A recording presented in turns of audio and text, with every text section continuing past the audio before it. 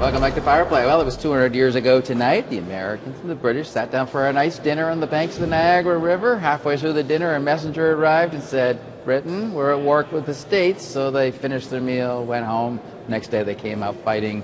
Heritage Minister James Moore is here to talk about the bicentennial celebrations, which start, well, I guess tomorrow is the official big day. Welcome to the show, Mr. Moore. Pleasure. As always. Here's the enduring question that you have to answer. Who won the War of 1812? Well, it was the fight for Canada. I mean, it's a question of perspective, but certainly we as Canadians, you know, we were invaded, we repelled the invasion, and we endure. So I guess that's the simplest And we burned down answer. the White House. Indeed. War of 1812, of course, ended in January of 1815, but it did pave the way for Confederation. Because of the War of 1812, it defined Canada's territorial integrity with the United States. It protected the French fact in North America through the creation of Canada. And also, you know, it led to the longest enduring and most prosperous bilateral relationship between two countries that the world has ever known, Canada and the United States. And it paved the way towards Confederation in 1867. It created a true different identity in North America that was to become Canada. So it was one of the most important things that led to Confederation in 1867. I think it's interesting, the Americans, and like in Baltimore, for particularly the Maritime Festival there, is having a big tall ships parade in honor of the War of 1812. They're coming from around the world. The Americans don't celebrate defeats very often, so they must not completely share your view of things.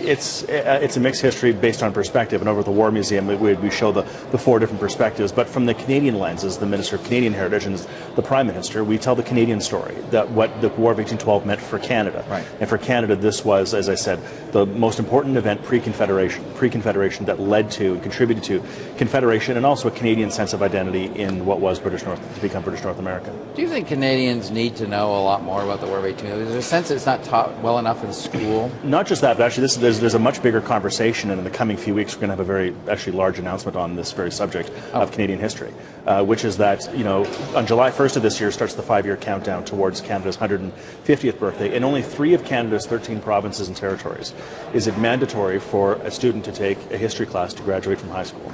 And as a consequence of that, you've had folks on your show before from the Historic and Dominion Institute and others who demonstrate, you know, Canadians' knowledge of our history is not what we would hope it to be.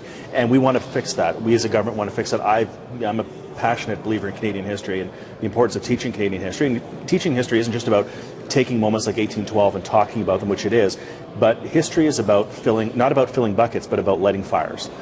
Fires that can't ever be put out, of people constantly being curious about our history, what it has meant to us, why we are the way we are today, and what it means for our opportunities in the future. And Canada has an amazing story. I mean, Americans often know their own history better than we do, because American history is defined by large events, Civil War, Alamo, Custer's Last Stand. Large events that they, of course, put in their jingoistic approach to, and they romanticize and they talk about. Canada is a series of a lot of events that has led to the evolution, the reality of Canada. There are some events, like the War of 1812, that were pre-Confederation, that were large and national in scale, but I don't think, have the institutions and the ability to talk about Canadian history as much as we do. And this has been something that I've been focused on since the last campaign, is taking the Department of Canadian Heritage, and not just being a department that talks about arts and culture and giving out grants, all of which, of course, will still continue and is critical, but more talking about Canada's history and doing things that will move forward our agenda of talking about Canada's history and enriching this country. And how can you build that into curriculums and make students learn their history in high school, so that when they get out they want to go visit these places? Well, education is a provincial jurisdiction, so we don't do that, of course, but for example, the War of 1812, we have traveling exhibits that are going to be going around the country. The museum has done a great job on their own, but also taking the money that we have within the Department of Canadian Heritage and focusing it more towards the educational opportunities that we have in this country, and frankly, the obligation that I think I have as Minister of Heritage and the Prime Minister has, which is to tell more of Canada's stories to Canadians, to get Canadians interested in our national narrative. Like I was reading about the exhibit that's opening at the Canadian War Museum, I think tomorrow. It's got Sir Isaac Brock's tunic with a bullet hole in it that killed him. That's the real McCoy? That's not a fake a replica? No, it's his actual tunic, the bullet hole straight in the chest. They also have, well, they've got a great collection. Go see it. If you go to the War Museum's website online, there's a digital component as well. They've got a phenomenal collection, and they tell the war from 4 different perspectives. It's a fantastic display. They've got, you know, weapons that were used. They actually have the Treaty of Ghent, which ended the war, there, when it's signed by Henry Clay, who was then the President of the United States. They actually have it on display. They have great paintings, stories from Tecumseh. Fantastic. Give me a hint of what's going to happen July 1st at the celebrations right outside here. Oh, July 1st will be great. That'll be artistic and a celebration. But coming soon on June 26th is the date we have marked down. There'll be a very big announcement about the future of our opportunity to tell Canada's history. I got to ask you about another issue. Riel House, as you heard in the House today, is being scaled back to a self-guided interpretive center. This is where Louis Riel lay in rest, and it's great historical significance. Why do you think it's so important to do War of 1812, but Louis Riel seems to be getting a short shift to save 60 grand?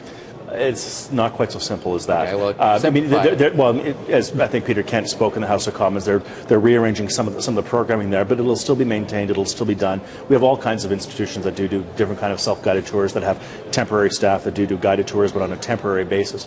But there's also Louis Riel Museum in St. Boniface. We also have other opportunities to talk about his story and his ongoing constant rivalry with John A. Macdonald throughout his time as Prime Minister, and the story of Louis Riel, what he meant not only to the Métis but to Francophones and Catholics outside of Manitoba, and that incredible story about Louis Riel is something that's told all across the country. So I think certainly the opposition is playing a game here to try to divide Canadians about Louis Riel, rather than telling a more nuanced story about everything that we do to celebrate and talk about Canadian history and Louis Riel's story.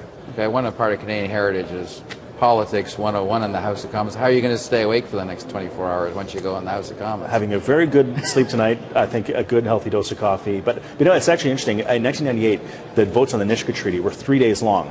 That was before Wi-Fi, before 3G, before iPads, before other ways in which people could actually get information, work, and do things. Yeah. Computers weren't even allowed in the House of Commons. I don't think there was a single MP who had a laptop. So I think any Canadians who are worried about this, don't worry about it. We'll find plenty of ways to stay awake and hopefully productive. I'm sure you will. James Moore, Heritage Minister of Canada, thanks very much.